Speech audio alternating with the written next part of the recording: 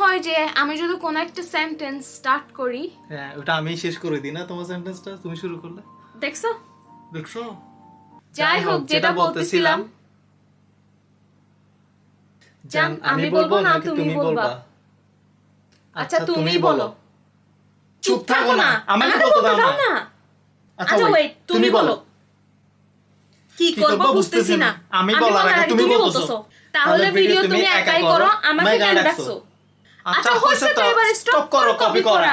তুমি আমাকে কপি করতেছো, আমি করতেছি না। আচ্ছা জান আমার কথাটা শুনো। এবার আমি কিচ্ছু বলবো না, কিচ্ছু বলবো না।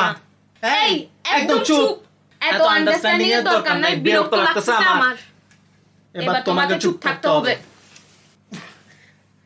ধাক্কা মারছো কেন? তুমি তো মারছো।